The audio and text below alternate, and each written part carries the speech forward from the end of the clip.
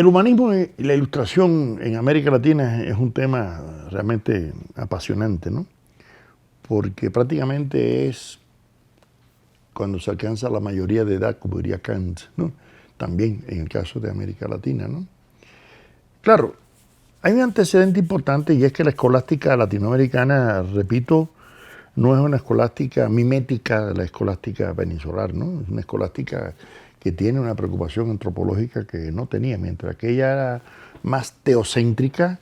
No es que esta fuese antropocéntrica, pero el tema del indígena, del esclavo, era más importante, ¿no? Y de la justificación de las guerras acá. Todos esos factores incidieron, ¿no?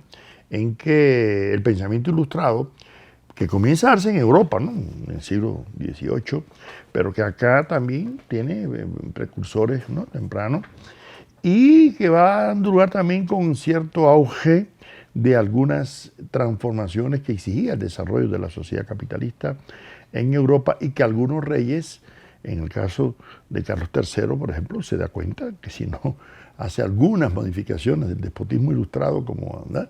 De facilitar la imprenta, de facilitar ¿no? Algunas instituciones como las sociedades económicas de amigos del país, de darle algunas libertades de comercio, etcétera, pues se iban a producir sucesos como la Revolución Francesa, ¿no? Entonces, para evitar ¿no? ese radicalismo, es que empiezan alguna serie de transformaciones en la segunda mitad ¿no?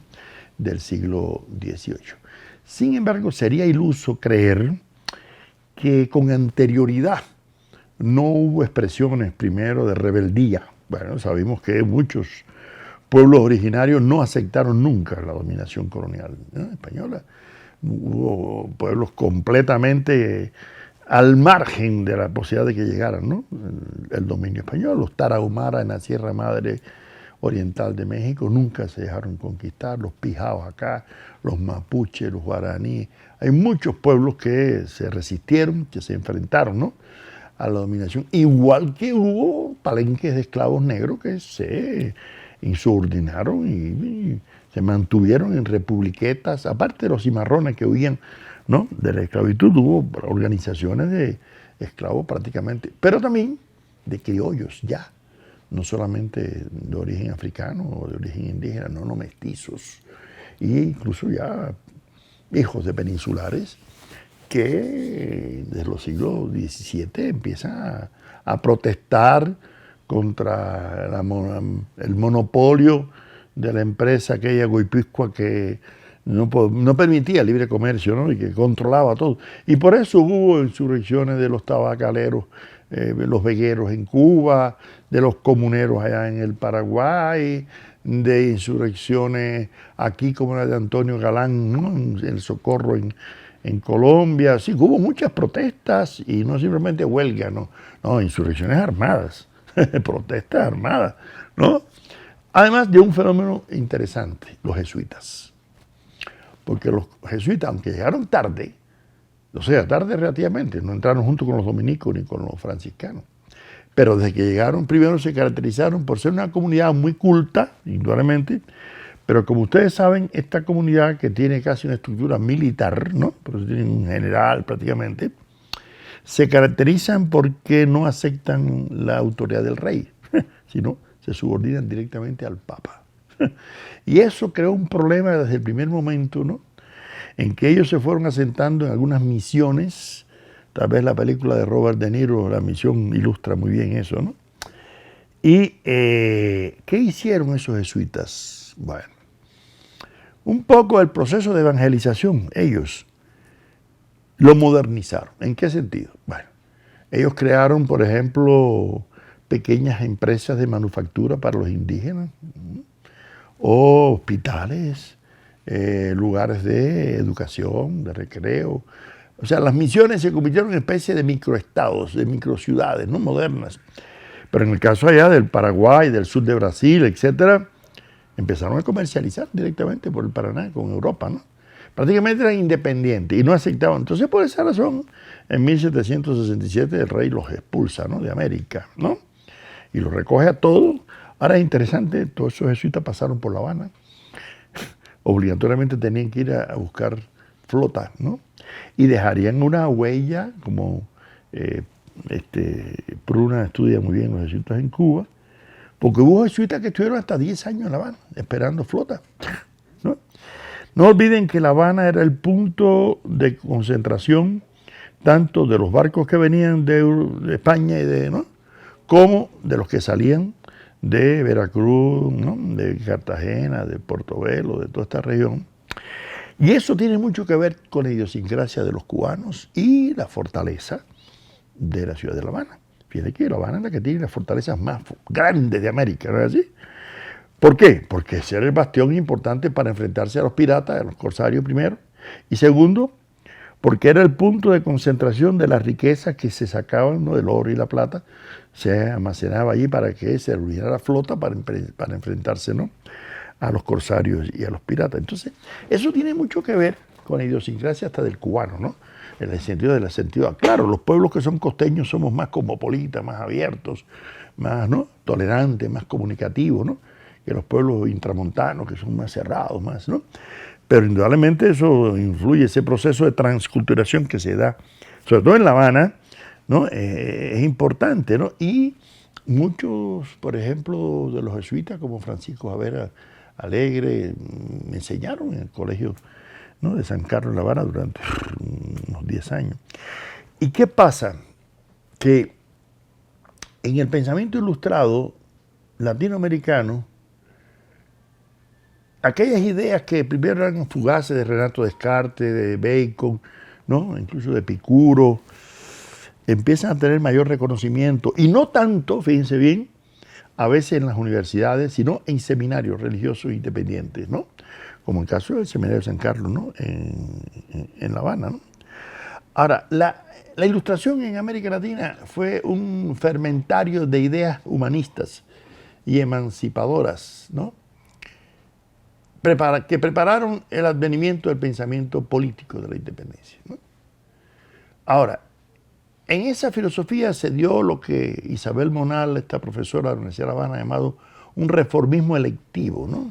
Y electivo no es ecléctico, cuidado. Ecléctico es una sumatoria arbitraria, no, electivo es saber elegir algunas ideas, lo mismo del racionalismo cartesiano que el sensualismo de Bacon o de Locke, ¿no? De Condillac o de otros pensadores, ¿no? Y eso dio lugar ¿a qué?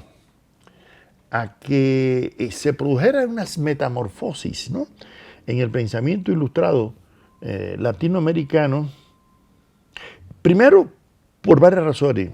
La filosofía ya no se va a cultivar solamente entre sacerdotes, ya van a aparecer otros funcionarios laicos, ¿no? Médicos, abogados, ¿no?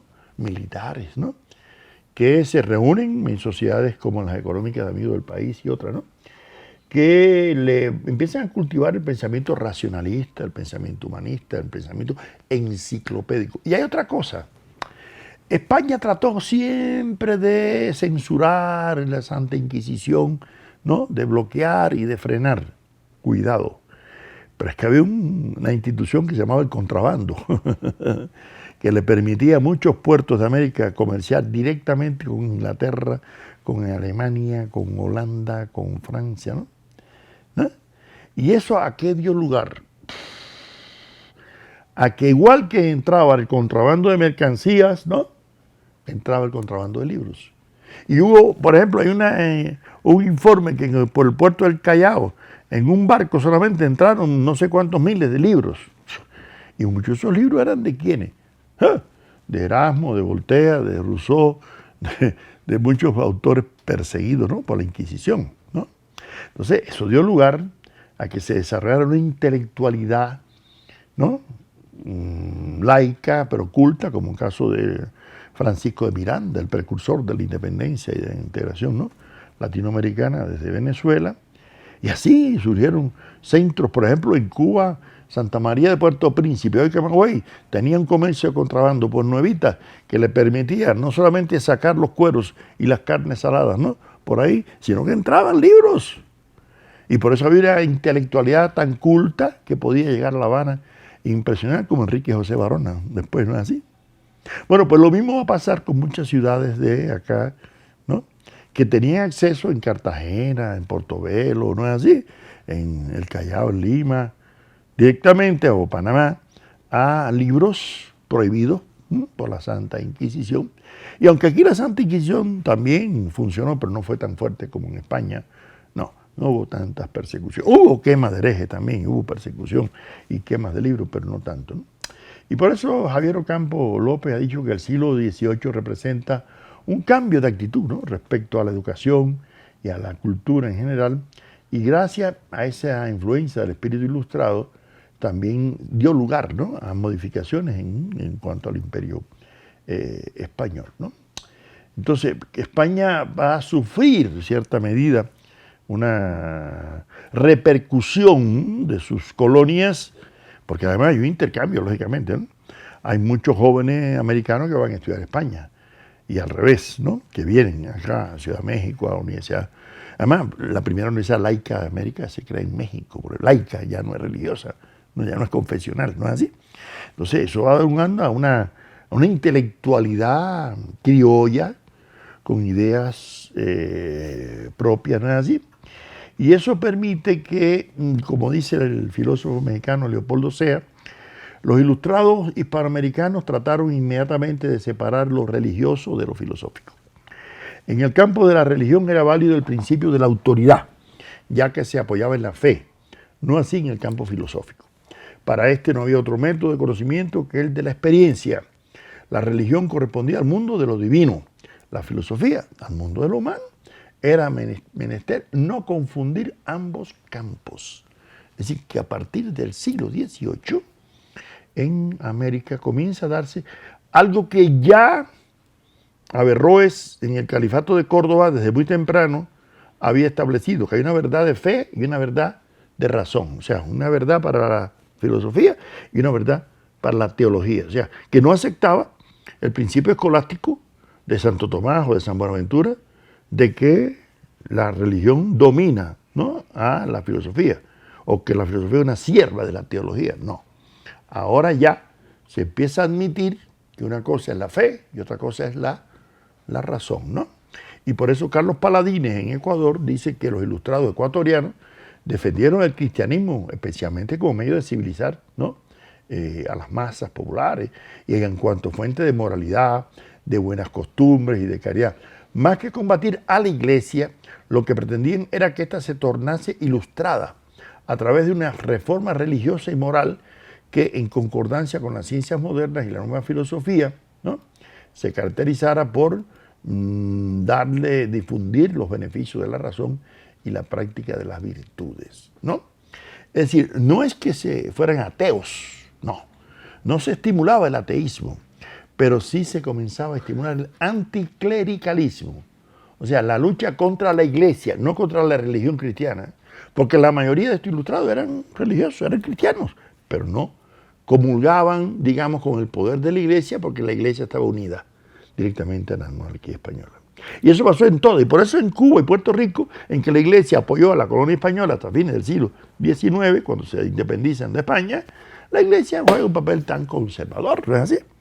Y cuando viene el siglo XX con vía republicana, la iglesia católica en Cuba se valía a la oligarquía, nada más era una iglesia de élite. Para entrar a la iglesia había que entrar las mujeres con velo, los hombres de cuello, ¿no? Y corbata. Entonces la gente popular, ¿a dónde iba? A la iglesia, no, al bembé, no, a la fiesta religiosa afrocubana. Yo me crié en ese ambiente, en mi barrio, ¿entiendes? Y por eso andaba yo con mis dedos de oruga y con mis collares, ¿no? Cuando niño, porque mi madre era santera. ¿Y a dónde íbamos nosotros? ¿A la iglesia católica? No, al bembé del Babalao. Y yo buscando chivos y carneros, ¿no? ¿No? Porque la iglesia afrocubana era popular, ¿no? Mientras que la iglesia católica era elitista. Y eso, pues, dio lugar a que se enfrentara la revolución, la iglesia católica, ¿no? Al triunfo de la revolución ya no, y esa etapa se ha superado, ¿no? Entonces, conclusión, desde el siglo XVIII comienza a darse un proceso en el cual indudablemente se va germinando un nuevo tipo de humanismo, ¿no? Ya no es primero aquel humanismo abstracto cristiano solamente, de la buena fe, no. Ahora es un humanismo que empieza a reivindicar, una cosa interesante, reaparece el tema de los indígenas y de la dignidad de los pueblos originarios. Y ahora se le suma el tema de eliminar la trata de la esclavitud y luego abolir la esclavitud. Pero es que interesante que en el siglo XVII ese tema prácticamente desapareció. O sea, no era un tema principal. Aquel que había sido inicial en el XVI, con las casas, pero ahora reaparece otra vez. Y además reaparece reivindicando los valores de las culturas de los pueblos originarios. Y eso es interesante porque eso va a contribuir a la valoración de la dignidad de los pueblos originarios, ¿no? Y por esa razón, algunos sacerdotes empiezan, ¿no?, a estudiar, ¿no?, en qué medida la cultura americana procede, ¿no?, de esas culturas, ¿no? Y, por ejemplo, ya el precursor de la independencia, Miranda, dice que hay que devolverle, ¿no?, a sus legítimos dueños, ¿no?, la tierra, ¿no? Entonces, estamos hablando del final del siglo XVIII, ¿no?, plena ilustración, ¿no? Pero además comienza a aparecer otro problema. Ya los criollos americanos no les gusta llamarse españoles. Eso Alejandro de Humboldt lo dice, ya ellos quieren llamarse mexicanos, cubanos, venezolanos, no, españoles, ya. Es decir, empieza a surgir una identidad de estos pueblos, por un lado. Y por otro, se empieza a ver que hay muchas instituciones que son propias de estas tierras que no tienen mucha relación. Y por eso empieza a aparecer un pensamiento reformista, autonomista, que en algunos casos no es independentista todavía, pero lo que quieren es que se le dé los mismos derechos a los españoles americanos, y así le llama Juan Pablo Vizcardo la carta que escribe en 1791, carta dirigida a los españoles americanos, así que ya aparece este término, español americano, ¿no? Y entonces muchos jesuitas, como Francisco Javier Clavijero, por ejemplo, que es otro destacado jesuita mexicano, expulsado también de México, formado en México, y que llega a Roma y le gana en oposición aspirantes alemanes, italianos, españoles, franceses en la cátedra de metafísica. ¿Qué quiere decir eso? Que la formación que tenían en México era muy alta, ¿no? Un nivel muy alto. Pero es que, óigame, Clavijero escribe una historia de México en 3 tomos, y el primer tomo, los aztecas. Eso fue un escándalo. Se publicó primero en Italia, ¿no?, porque no lo querían publicar en España. Y eso demuestra la reivindicación de los valores de la cultura ya latinoamericana. Es decir, la reivindicación de los valores de la cultura latinoamericana, que incluye a los indígenas, que incluye a los negros esclavos, que incluye a los criollos, pero no excluye, señores, a los españoles. Se les respeta su dignidad, se les quiere incorporar.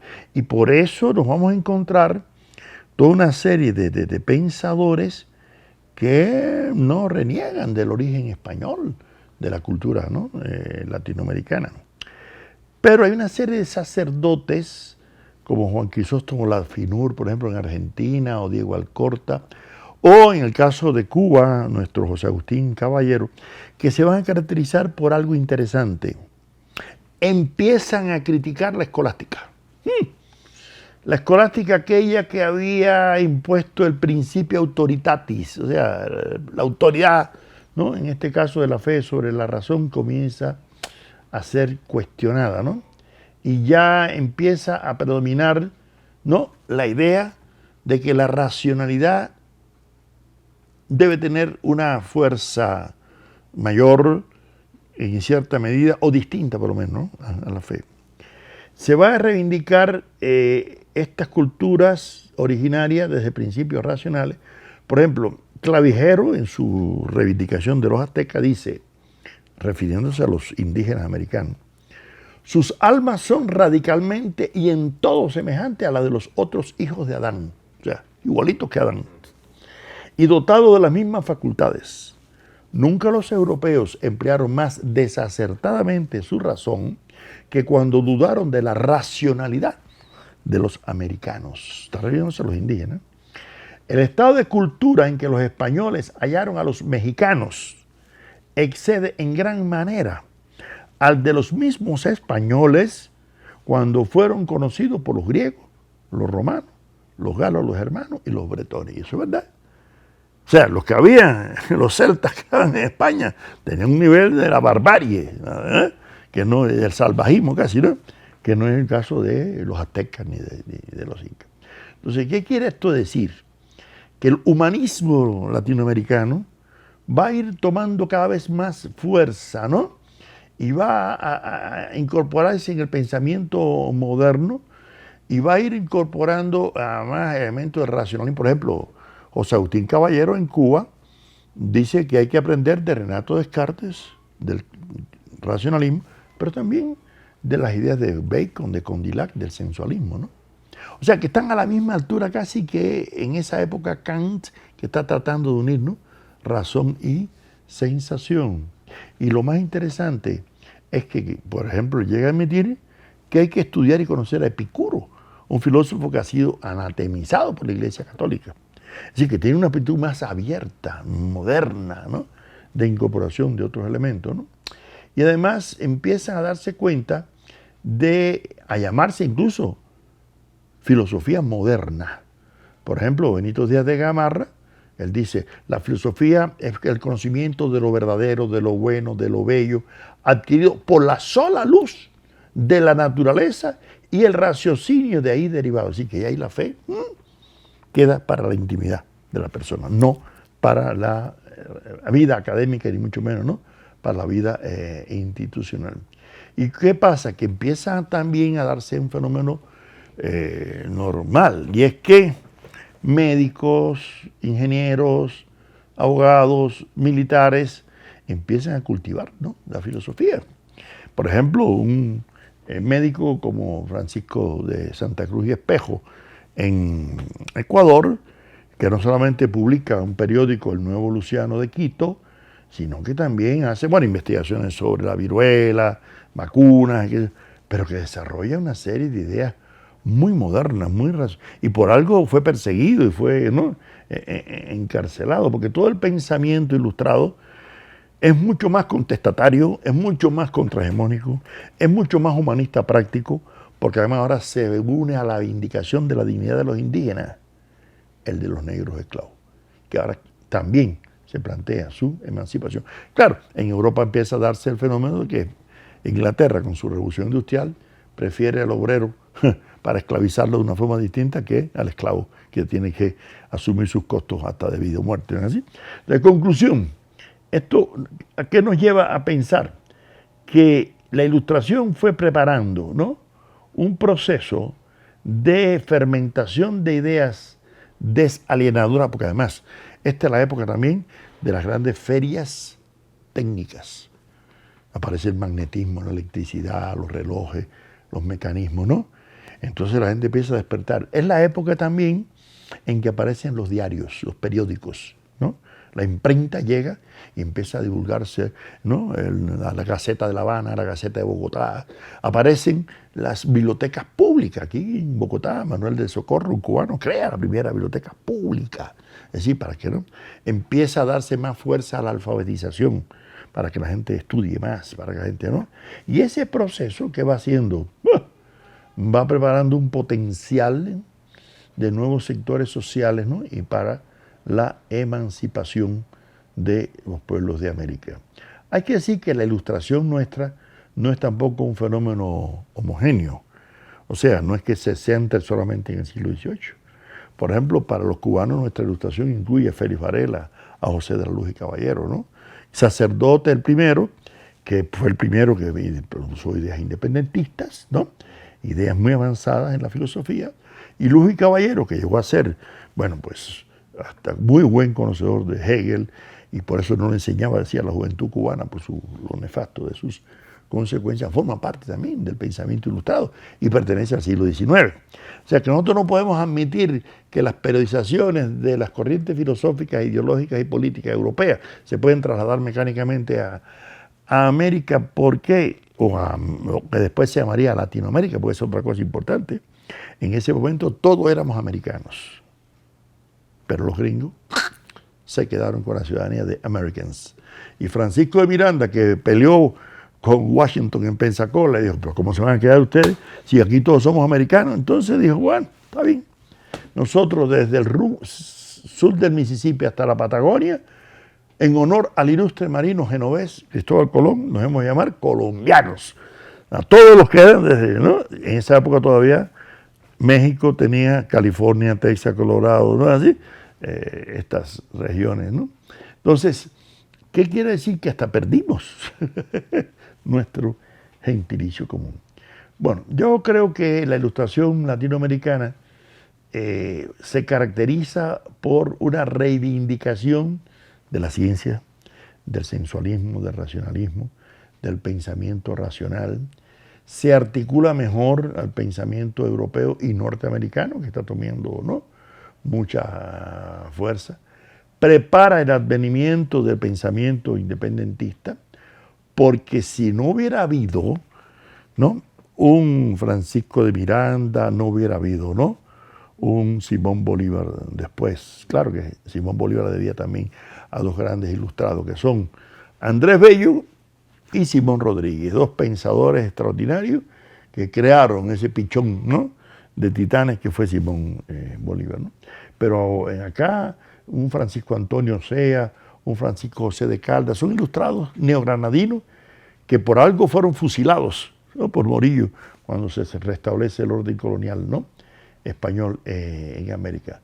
Y por esa razón es que en cierta medida la cultura ilustrada fue tan perseguida por la colonia española, porque quería mantener, ¿no?, el poder ideológico. El declive de la escolástica, que comenzó a darse desde el siglo XVIII, dio lugar a que apareciera un pensamiento más emancipador, más libre, más... Yo creo que, en definitiva, el siglo XVIII fue un despertar de la conciencia económica, política, filosófica, ¿no?, latinoamericana, y dio lugar también a que se tratase de articular al mercado mundial, a la modernidad, al pensamiento de la Revolución Francesa, de la igualdad, la tolerancia, todo eso, ¿no? Y lógicamente influyó en eso dos cosas: la independencia de las 13 colonias norteamericanas de Inglaterra y la revolución de Haití, que fue la primera revolución que hubo en América, ¿no?, donde los negros esclavos ahí se sublevaron y echaron a los franceses, y dio lugar a un pensamiento, y por eso Miranda, Bolívar tenían que ir a Haití a pedirle ayuda a Petión y ayuda, ¿no?, a los dirigentes haitianos. Pienso que esa ilustración, lógicamente, no es lo mismo en México que en Argentina, porque no había el mismo nivel de desarrollo, y pienso que esa ilustración latinoamericana no se caracterizó, reitero, por un radicalismo político al inicio, sino por una postura más bien reformista al inicio, pero que después se fue radicalizando y preparando el advenimiento de un pensamiento cada vez más independentista, más desalentador, más emancipador. Y fue creando una generación de ya quienes prepararían el proceso independentista, ¿no?, un San Martín, un O'Higgins, un Hidalgo, ¿no? Y fíjense que algunos sacerdotes como Hidalgo y Morelos, ¿no?, pero ya tienen un pensamiento ilustrado, ya tienen un pensamiento emancipador. De otra forma no se entiende, ¿no?, el proceso emancipador del humanismo latinoamericano.